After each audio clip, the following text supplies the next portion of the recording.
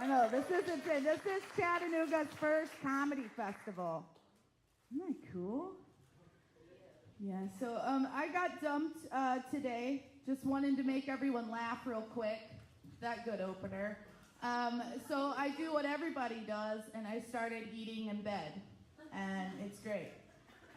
So today I went to a gas station, and I got an ice cream cone, and I sleep naked. You're welcome. And as I was eating the ice cream cone, I fell asleep, and I fell asleep on the chocolate tip. And when I awoke, I went and I looked at myself in the bathroom, and I was like, wow, I had chocolate all over my mouth. I had chocolate down my side. I had like a nut on my nipple. And I was like, wow, take a good, hard look at yourself. Fucking adorable. Look at you. My God. Pink, jiggling, covered in mud, like a little piglet. Not a pig, a piglet. People put me in teacups and put me on calendars that give people structure. I did my first revenge thing. Every couple knows what I'm talking about. You always argue where you want to go, and there's a couple of places the other one doesn't want to go, and you don't want to go. So I went to that place he never wanted to go, Vazoli's. Such a letdown, because he's so right. It's just noodles and ketchup. Fuck him, right? I've always struggled with my weight. Well, at least men have always told me I struggle with my weight, or else I would just like walk around thinking I was completely content in my size. But thank you for keeping me straight. I appreciate it. I appreciate it. Once I went out with a guy, and we met at a bar. We were texting. He was like, send me a nude. I was like, no, thank you. He was like, send me a nude. And I was like, no, thank you. And then he was like, you know you're fat, right? It's like, oh my God, I totally forgot. Because our grandmothers tell our mothers, and our mothers tell us, women, we know this, that any man can fuck whoever he wants to fuck.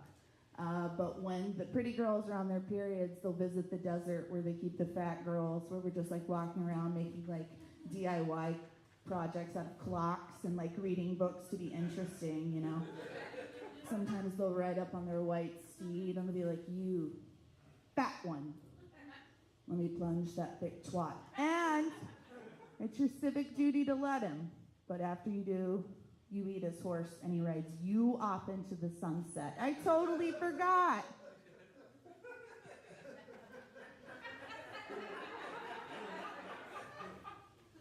I have a mom, and we went on a cruise recently. By recently, I mean like 3 years ago, just FYI. But, you know, just one of those everyday cruises in this story. And I don't know if you've been on a cruise recently, but when I was younger, I thought a cruise was like a place you got to like swim with mermaids, maybe get your hair braided in a parking lot, but that's not true. A cruise is like going to the mall and standing in line to buy a Keurig with a coupon, and all of a sudden the doors just like lock, and the mall just sets sail. And on this cruise, I learned my mother liked talking about two things and two things only. How much she loved Chardonnay while drinking Chardonnay, and birds. Birds. So sometimes we would have in-depth conversations like, Mom, I don't really know what career path I'm trying to go on. I'm kind of lost in life. I don't really know. Could you pay my rent this month? Look right there. Oh, look at that sparrow. You know, they collect paper and make a nest out of their paper they collect. You know, Kinko's is hiring. Look at that sparrow. Mom, I don't really know what's happening with our country. I feel like I don't really have a voice. I don't really feel like I fit in as a woman. I don't really know what to do. Look right there. Oh, look at that hummingbird. Oh, I just call them fairies because they flutter around. I worked in corporate 80s. Buck up, buttercup. Look at that hummingbird. Savage. She's a wonderful lady. Wonderful lady. I like to do drugs. I don't know if my temperament really gives that off very well. But I've realized the type of person I am. I am just a buzzkill. I'm a wet blanket at a party. I only get invited because I've met cool friends. You know, my favorite drug's cocaine. So sometimes we'll set some lines up. And I'll just do one. All right, guys, let's talk about rape. You know? Alrighty, you want to talk about white privilege? What you just said is pretty fucked up. Really? Check your party privilege, bitch. Okay. Anyways, so... Woo!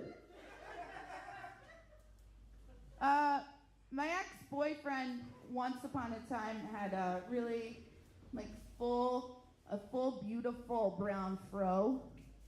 And when we would break up, I would find his hairs in my bed, and I would hold him up, and I would cry, and I'd be like, I love you, I miss you, why'd you leave?